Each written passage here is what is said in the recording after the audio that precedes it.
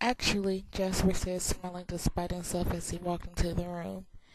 Alice says there's going to be a real storm tonight, and Emmett wants to play ball. Are you game? The words were all common enough, but the context confused me. I gathered that Alice was a bit more reliable than the weatherman, though. Edward's eyes lit up, but he hesitated. Of course you should bring Bella, Alice chirped. I thought I saw Jasper throw a quick glance at her. Do you want to go? Edward asked me, excited, his expression vivid. Sure. I couldn't disappoint such a face. Where are we going? We have to wait for Thunder to play ball. You'll see why, he promised. Will I need an umbrella? They all three laughed aloud. Will she? Jasper asked Alice. No, she was positive. The storm will hit over town. It should be dry enough in the clearing. Good then. The enthusiasm in Jasper's voice was catching naturally. I found myself eager rather than scared stiff. Let's go see if Carlisle will come. Alice bounded up into the door in a fashion that would break any ballerina's heart. Like you don't know, Jasper teased, and they were swiftly on their way. Jasper managed to inconspicuously close the door behind them. What will we be playing? I demanded. You will be watching, Edward clarified. We will be playing baseball. I rolled my eyes. Vampires like baseball?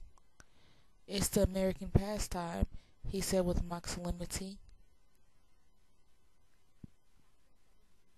Chapter 17. The Game. It was just beginning to drizzle when Edward turned onto my street. Up until that moment, I had no doubt that he would be staying with me while I spent a few interim hours in the real world. And then I saw the black car, the weather Ford parked in Charlie's driveway, and heard Edward mutter something unintelligible in a low, harsh voice. Leaning away from the rain under the shallow front porch, Jacob Black stood behind his father's wheelchair. Billy's face was impassive as stone as Edward parked my truck against the curb. Jacob stared down, his expression mortified. Edward's low voice was furious. This is crossing the line. He came to warn Charlie? I guessed, more horrified than angry. Edward just nodded, answering Billy's gaze with narrowed eyes. I felt weak with relief that Charlie wasn't home yet. Let me deal with this, I suggested. Edward's black glare made me anxious.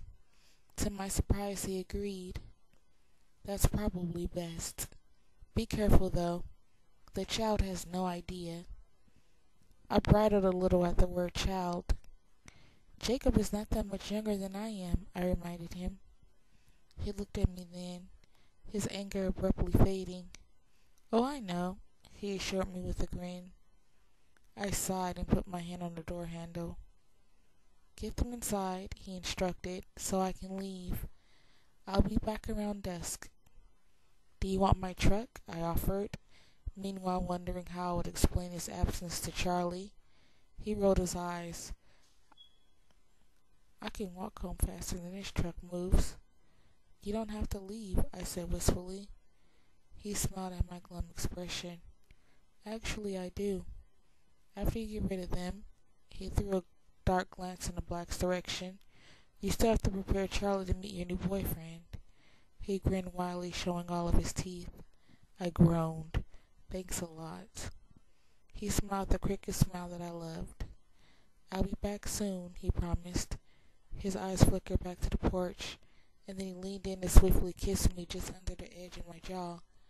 My heart lurched frantically, and I too glanced toward the porch. Billy's face was no longer impassive, and his hands clutched at the armrest of his chair. Soon, I stressed as I opened the door and stepped out into the rain. I could feel his eyes on my back as I half ran through the light sprinkled toward the porch. Hey, Billy. Hi, Jacob. I greeted them as cheerfully as I could manage. Charlie's gone for the day. I hope you haven't been waiting long. Not long, Billy said in a subdued tone.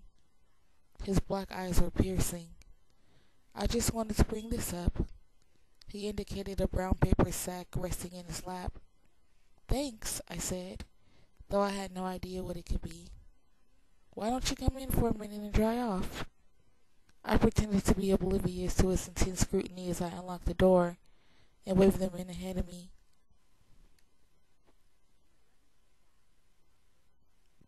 Here, let me take that, I offered, turning to shut the door. I offered myself one last glance at Edward. He was waiting, perfectly still, his eyes solemn.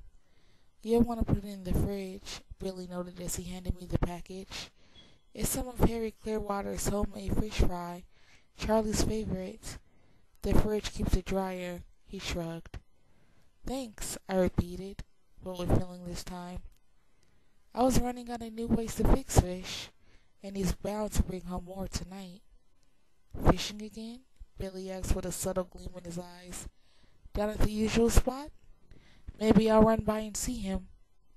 No, I quickly lied, my face going hard. He was headed someplace new, but I had no idea where. He took in my changed expression, and it made him thoughtful. Jake, he said, still appraising me, why don't you go get that new picture of Rebecca out of the car? I'll leave that for Charlie, too. Where is it? Jacob asked, his voice morose.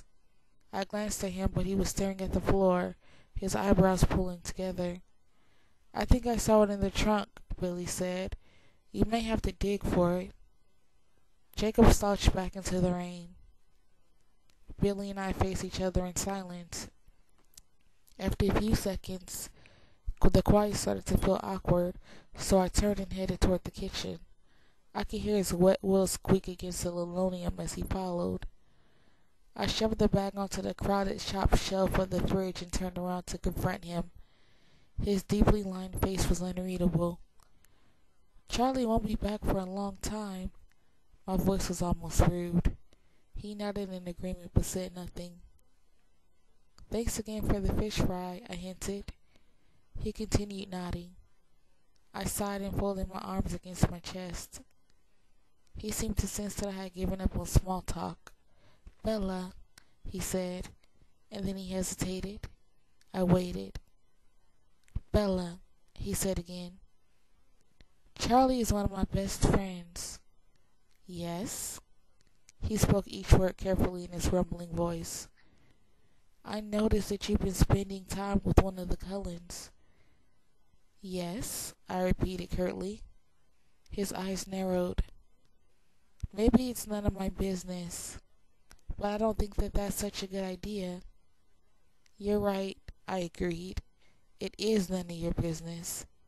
He raised his graying eyebrow at my tone.